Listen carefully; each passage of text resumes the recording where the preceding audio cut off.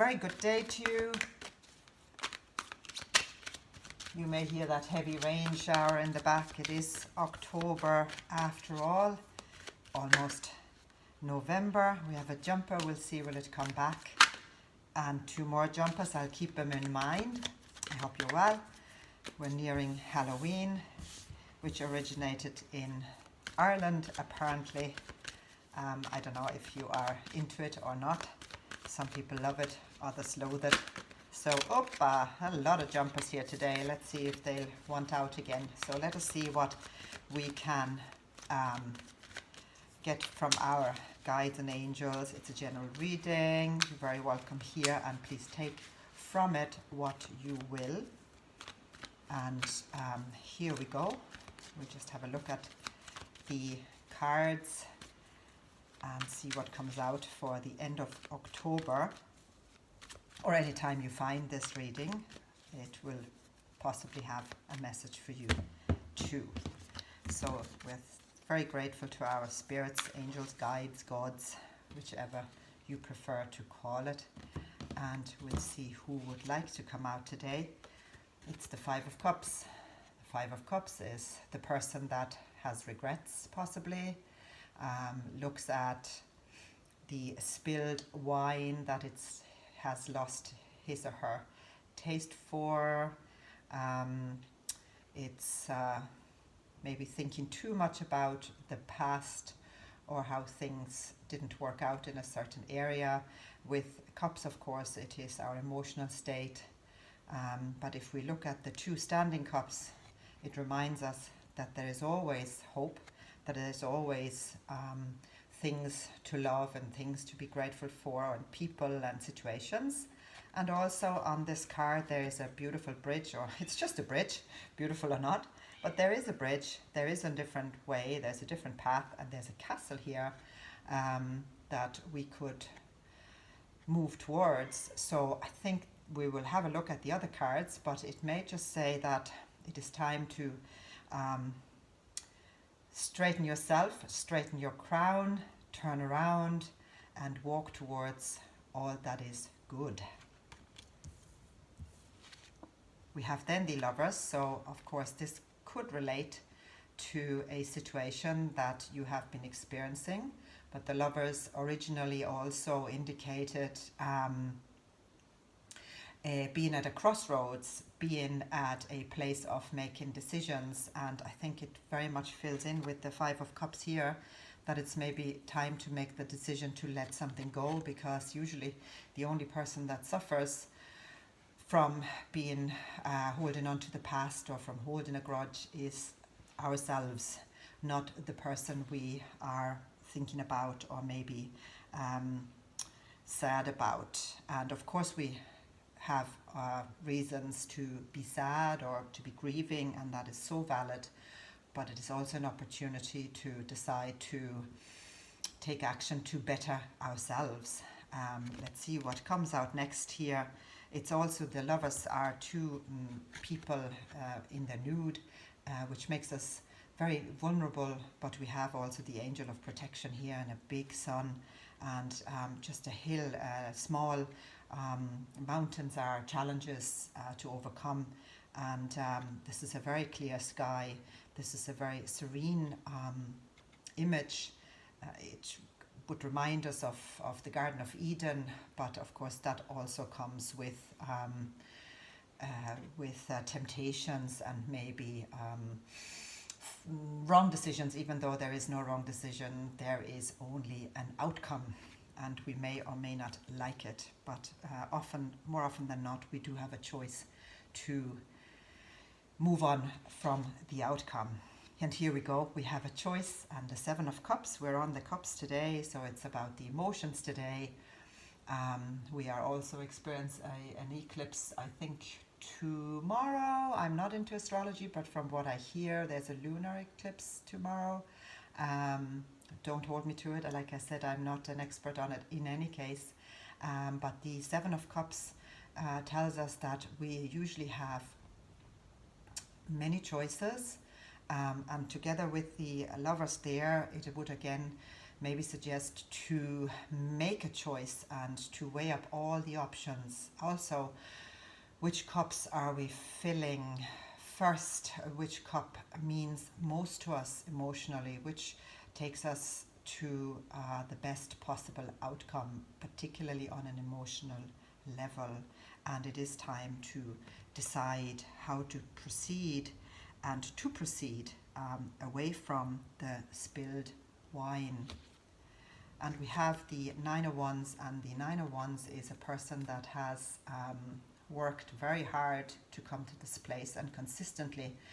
It's a card that tells us not to give up and to continue and to keep going. It's also a card, now this person looks fairly battered here, but also at the same time has achieved putting up all these staves, and all these wands stand for a piece of work and an experience and a life experience that we've gone through. So it also encourages us to continue to keep persevering and moving on in order to get to where it is we want to get to, and not to give up, just hang in there and continue on. There is growth, there is inevitably consistency brings results, so don't give up when you're almost at the finish line, but maybe prioritize what it is you need to attach yourself to, or which cup to fill, and which task to dedicate most effort to, both emotionally and physically.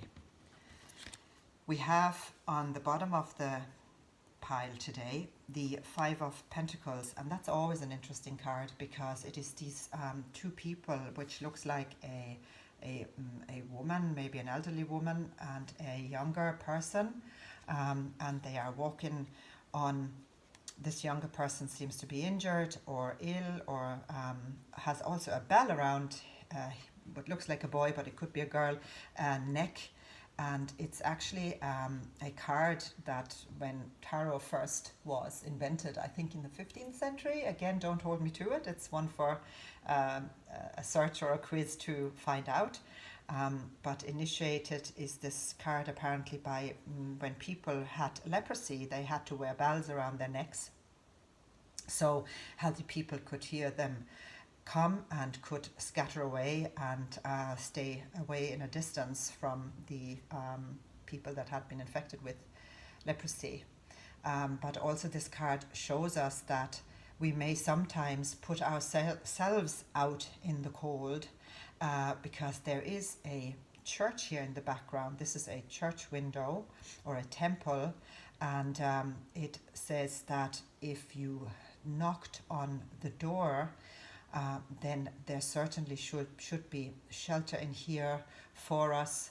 So sometimes we leave ourselves out in the cold and are afraid to ask for help or show vulnerability.